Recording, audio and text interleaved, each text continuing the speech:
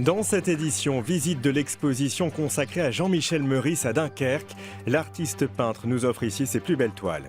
Également dans ce journal, une maison sur l'eau. Des ingénieurs ont imaginé un concept étonnant d'habitation flottante, à voir dans un instant. Mais avant cela, revenons sur l'échouage du cachalot dans l'estuaire de la Seine. L'enlèvement de sa carcasse pose plusieurs questions.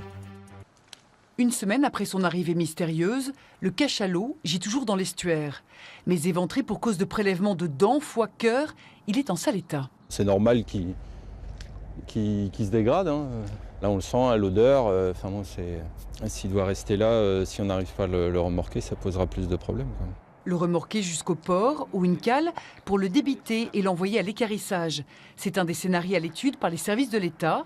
L'autre option est une opération par les terres. Donc on ferait descendre les engins sur la plage, on découperait le cadavre du cachalot sur la plage et donc on évacuerait les tronçons en les remontant sur la digue par voie terrestre. Enfin reste l'autre solution, plus naturelle, laisser le mammifère tranquille se décomposer ici, dans cet espace protégé, ce refuge pour les animaux. Décision la semaine prochaine. Visitons à présent une maison flottante. Le concept a été imaginé par des ingénieurs. Ce bateau version XXL sera présenté à partir de demain au Nautique à Paris.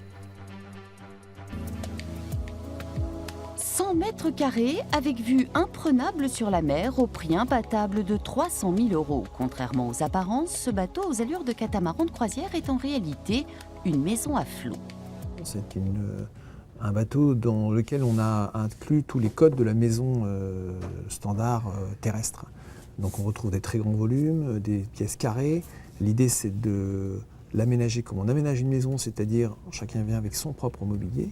Cette maison sur l'eau, imaginée par un ingénieur martiniquais, c'est un vrai défi pour les Rochelais de Yacht Concept qui ont rendu leur copie après 3 ans d'études. K-Flow, c'est le nom de baptême de cette habitation hybride, un modèle d'économie et d'écologie et qui navigue même un peu, mais pas à plus de 6 nœuds.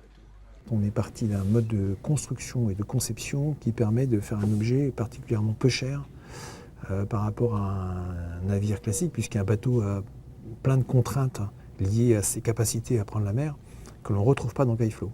La deuxième chose, c'est qu'elle est très écologique, puisqu'on a fait une très grosse étude pour que cet objet soit très autonome sur un plan énergétique, sur un plan de la gestion de l'eau et sur un plan des rejets. C'est la 3e fois que Yacht Concept est sollicité pour réaliser une maison flottante, mais ce dernier projet est le plus abouti, un projet qui pourrait plaire aux professionnels du tourisme comme aux particuliers. L'opération séduction a déjà commencé. On a un projet actuellement sur la Martinique, justement avec un hôtelier qui devrait aboutir. On a vendu le premier bateau à un particulier et actuellement au Salon de Paris, on va voir un petit peu les loueurs de bateaux, qu'est-ce qu'ils vont nous dire. Le projet sera présenté du 3 au 6 décembre au Nautique de Paris. Prochaine étape en 2017 avec la construction et la mise à l'eau du prototype ici à La Rochelle. La première flotte pourrait être commercialisée dès 2018. C'est la récompense d'une vie de labeur et d'engagement dans le monde agricole. À bientôt 80 ans, Pierre Otto, éleveur laitier à la retraite en Seine-Maritime, va être promu chevalier de l'ordre du mérite agricole. Rencontre. Les journées commencent toujours de bonne heure chez les Otto. Pierre, le père, effectue ses gestes quotidiennement depuis plus de 60 ans. Il est maintenant retraité, mais il donne un coup de main à son fils qui a repris l'exploitation laitière. C'est mon circuit. Le temps que Vincent traite, puis après, je donne les granulés. Ouais. Lorsque Pierre s'installe à Hugueville dans les années 60, le village compte 35 exploitations. Aujourd'hui, il n'y en a plus que 3. Les méthodes aussi ont beaucoup évolué. À l'époque, on semait à la main. Sa femme Monique s'en souvient bien. Le matin, elle dit, je ne sais pas si on va finir la journée, parce que j'avais mal dans le dos. Hein. Puis finalement, après, ça s'est remis en route. Vincent et sa femme ont repris le flambeau. Avec une 60aine de vaches, leur ferme reste à taille humaine tout en s'adaptant à l'évolution du métier, dans l'esprit paternel. Des vaches, on essaye de travailler sur la génétique pour améliorer leur performance, donc c'est du travail à très long terme. Donc nos parents, ils ont aussi investi, ils se sont sacrifiés aussi pour acheter du foncier. Donc ça, on l'amortit sur presque une carrière. Donc c'est une continuité, quoi. Aujourd'hui, Pierre est récompensé pour ses services rendus à l'agriculture, un mérite qui revient aussi à Monique. Le couple a su donner à leur fils le goût du travail. faut respecter la vie. La vie, elle est faite travailler pour se nourrir. Mais il faut travailler un peu plus pour investir, parce qu'autrement, ça ne va pas non plus. Mais le travail ne tue pas, parce que vous voyez que j'ai des rhumatismes, enfin...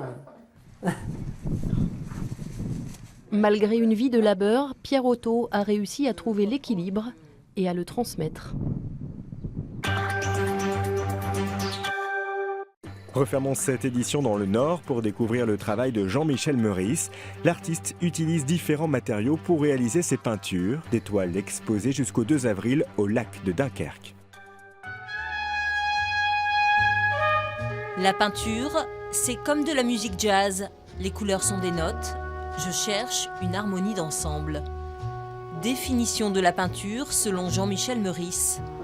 Le peintre lillois, figure majeure du mouvement support-surface dans les années 60, documentariste mais aussi cofondateur de la chaîne Arte, est au cœur d'une rétrospective au lac de Dunkerque. Le travail de peinture, c'est un travail de se décoller du matériel premier pour créer un autre niveau de lecture qui n'est pas abstrait, mais qui est encore plus sensible, plus perceptible et accessible à chacun. En faisant la peinture, je retrouve des racines, une relation, je me retrouve les pieds sur le sol, enrobé de lumière, j'ai le sentiment de l'espace, je me sens un homme sur terre. Des motifs colorés répétés à l'envi, lignes droites, fleurs ou empreintes de feuilles utilisées comme pochoirs. Jean-Michel Meurice fait de la peinture autrement, en utilisant toutes sortes de matériaux. Il ne veut pas être dans un geste expressif, lyrique, personnel. Ce qu'il veut, c'est simplifier la manière de peindre pour donner à la couleur toute son expression. Il se dit que la feuille pourrait être l'outil à utiliser pour déployer la couleur sur l'espace. Je ne dessinais pas puisque je recouvrais la feuille de couleur en laissant le pinceau déborder. Lorsque j'enlève la feuille, reste l'empreinte de ce qui est le tour, qui a été fait de manière hasardeuse et non volontaire. Explorer sans cesse de nouvelles écritures, donner à voir autrement, l'essence de l'œuvre de Jean-Michel Meurice. J'aime à dire que j'ai commencé à peindre dans le ventre de ma mère et que j'espère vivre jusqu'au bout en peignant.